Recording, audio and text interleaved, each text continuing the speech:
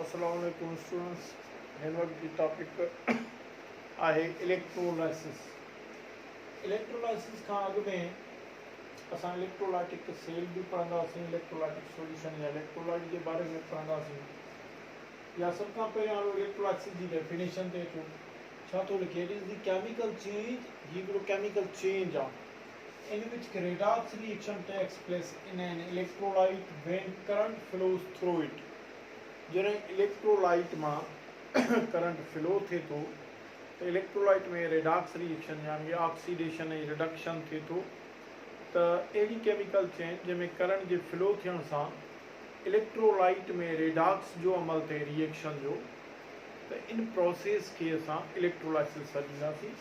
हिते इलेक्ट्रोलाइट मां मुराद molten salt भी थी सघे थो या वरी सॉल्यूशन ऑफ एसिड बेस या साल्ट। छाकाणि तव्हांखे ख़बर आहे त एसिड बेस जे साल्ट एसिड बेस या साल्ट जे सॉल्यूशन में जॾहिं असां उनखे सॉल्यूशन में डिज़ोल्व कंदासीं त आयन्स पैदा थींदा। हाणे ॾिसो, असां मसलन हिकिड़ो ही साल्ट खणूं था, मोल्टन साल्ट कॉपर क्लोराइड, ठीकु आहे। हाणे हिते असां कंटेनर में ॿ मेटलिक प्लेट्स फिट कयूं था।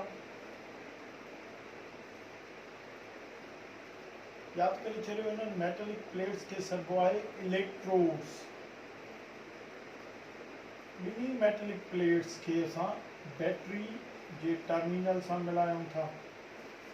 हिकु खे नेगेटिव टर्मिनल सां मिलायूं था, नेगेटिव चार्ज प्लेट थी वेंदी। ॿी खे पॉजिटिव टर्मिनल सां मिलायूं था, पॉजिटिव चार्ज प्लेट थी वेंदी। त जेका प्लेट पॉजिटिव टर्मिनल सां मिलाई आहे, जंहिंजे पॉजिटिव चार्ज आहे, that is called anode electrode. ऐं जंहिंखे नेगेटिव टर्मिनल सां मिलायो आहे, जेका नेगेटिव चार्ज आहे, that is called cathode electrode. हाणे यादि करे छॾियो कहिड़ी प्लेट एनोड हूंदी, कहिड़ी कैथोड हूंदी।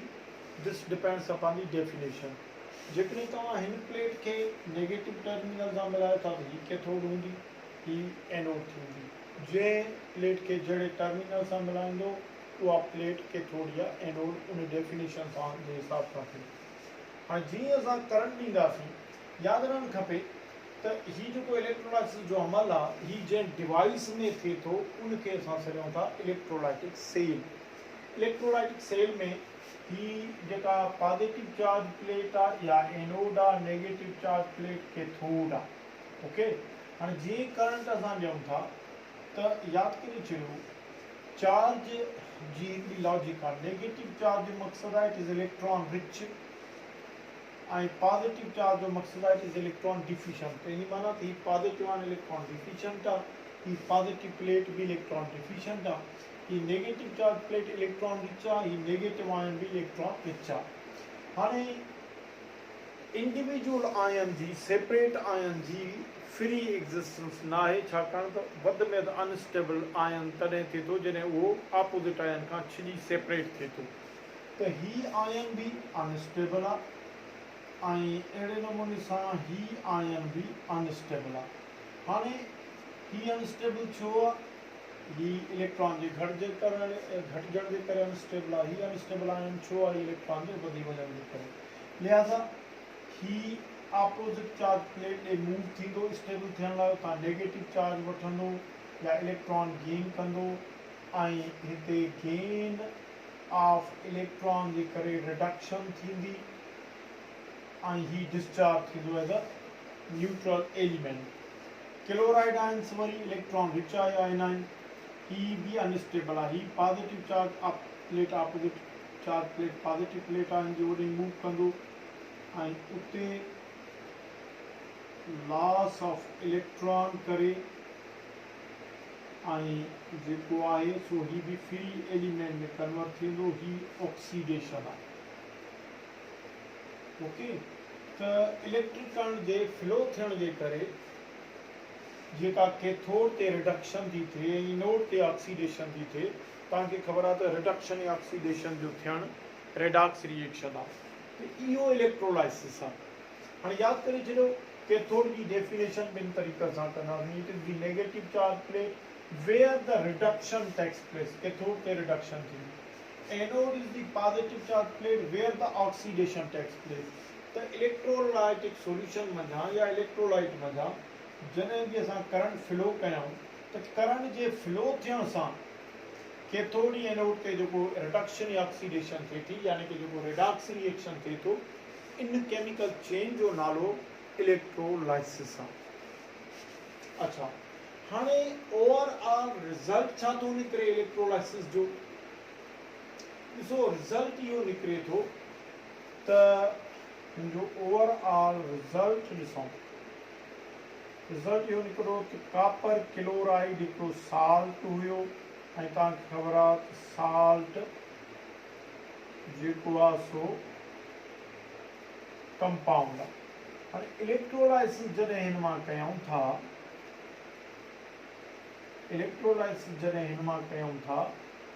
त इलेक्ट्रोलाइसिस जे ज़रिए ही पंहिंजनि एलिमेंट्स में टुटी पवे थो.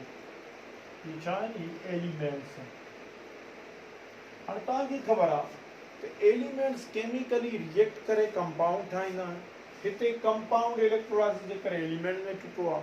तेजी माना त इलेक्ट्रोलाइसिस जो रिज़ल्ट इहो थो निकिरे त ही कंपाउंड जे ठहण खे उबतो थो करे यानी कि केमिकल डिकम्पोजिशन ऑफ कंपाउंड करे थो. लिहाज़ा असां चई सघूं था देयरफॉर तव्हांखे जेकॾहिं MCQ ॾे हिते त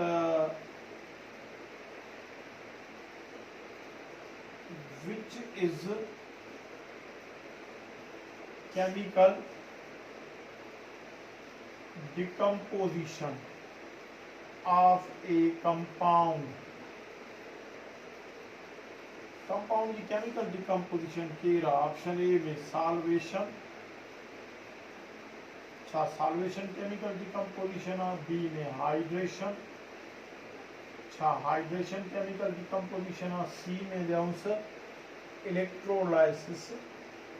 त असांजो सही जवाब छा थींदो इलेक्ट्रोलाइसिस.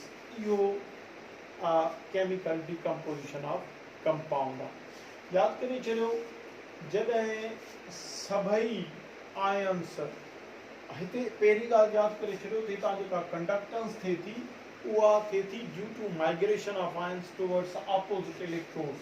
हाणे कीअं थी कंडक्टेंस थिए. ही इलेक्ट्रॉन्स हिन आयन खे मिलनि था बदिले में ही आयन ॾिए थो पंहिंजा इलेक्ट्रॉन्स हिन पासे ॼण हिन जा इलेक्ट्रॉन्स वाया दीज़ आयन्स ॾे. हाणे जेतिरे ताईं ही आयन्स ऑपोजिट इलेक्ट्रोड्स ॾे मूव कंदा कंडक्टेंस थींदी रहंदी. जॾहिं सभई आयन्स डिस्चार्ज थी वेंदा को बि आयन मूव न कंदो त पोइ करंट के नो लॉन्गर फ्लो पोइ इलेक्ट्रोलाइसिस बंदि थी वेंदो. ठीकु आहे. सो तव्हांखे MCQ ईअं थी सघे थो त इलेक्ट्रोलाइसिस यादि करे छॾियो ही उहा केमिकल चेंज आहे जेका केमिकल कंपाउंड जी फॉर्मेशन न पर केमिकल कंपाउंड जी डिकम्पोजिशन तौरु सुञाती वेंदी आहे. छाकाणि त हिन नतीजे में केमिकल कंपाउंड पंहिंजनि एलिमेंट्स में टुटी पवे थो.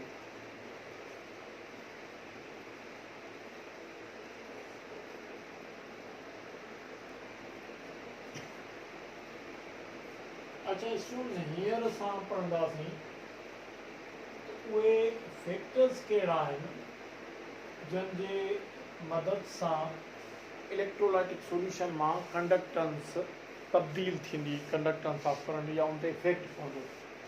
यादि करे छॾियो पहिरियों फैक्टर आहे डाइल्यूशन ऑफ सॉल्यूशन. यादि करे छॾियो सॉल्यूशन खे जीअं छिटो कंदो डाइल्यूट कंदो त इन सां कंडक्टेंस वधंदी पर कंसंट्रेशन ऑफ सॉल्यूशन वधाईंदो त इन सां कंडक्टेंस किरंदी. वजह छा आहे त डाइल्यूट सॉल्यूशन में आयन जे विच में स्पेस हूंदी. ॾिसो आयन जे विच में स्पेस हूंदी त आयन्स इज़ीली मूव कंदा टुवर्ड्स ऑपोजिट इलेक्ट्रोड्स ॾे ऐं जेसि ताईं आयन्स मूव न कंदा ओतिरे ताईं कंडक्टेंस ई न थींदी. असांखे ख़बर आहे त कंडक्टेंस आयन्स जी मूवमेंट जे करे थिए थो.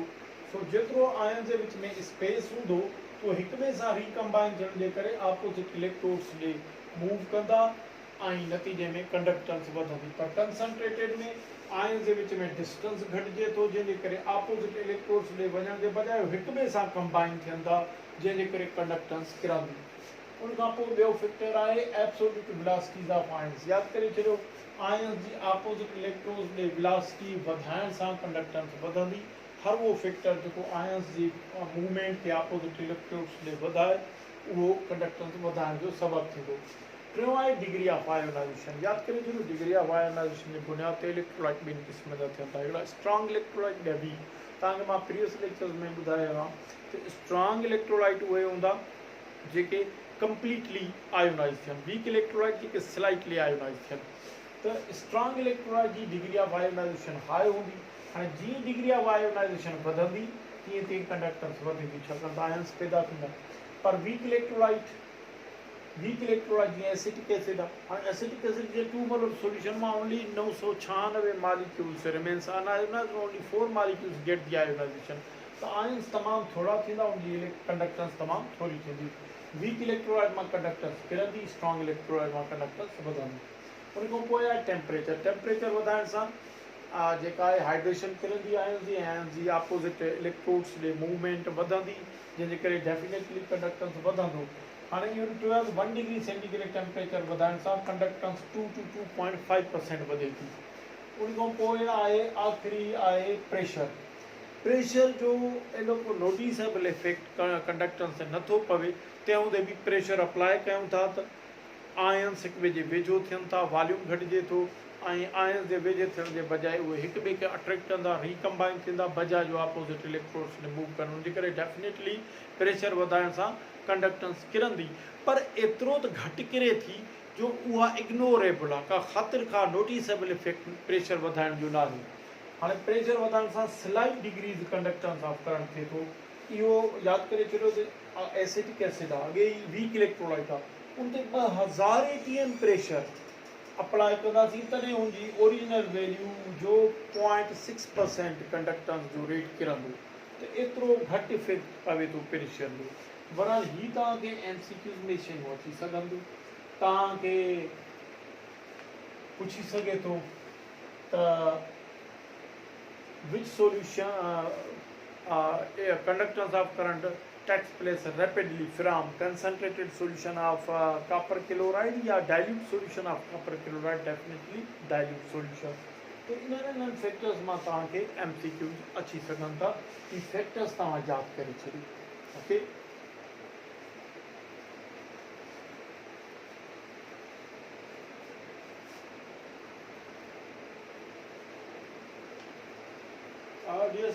ॾिसो तव्हांखे अहिड़ियूं ही वैल्यूज़ बि MCQs में ॾेई सघनि था। मिसाल तौरु ॾिसो तव्हां खां पुछी सघे थो त by applying 2 ATM 1000 pressure on acetic acid, what is the percentage of the conductance from acetic acid through acetic acid? त घणी ईंदी? 0.4% डिक्रीज़ ईंदी, 0.6% इंक्रीज़ ईंदी, या 0.6% डिक्रीज़ ईंदी। तो यादि करे छॾियो 2000 ATM प्रेशर अप्लाई करण सां 0.6% डिक्रीज़ थींदी एसिटिक एसिड जी ओरिजिनल कंडक्टेंस जो वैल्यू। या तव्हांखे पुछी सघे थो त 1 डिग्री टेम्परेचर वधाइण सां केतिरी कंडक्टेंस जी परसेंटेज वधे थी? 2 to 2.5%। ही वैल्यूज़ भी तव्हां खां MCQs में ॾेई सघे थो, तव्हां खां पुछी सघे थो।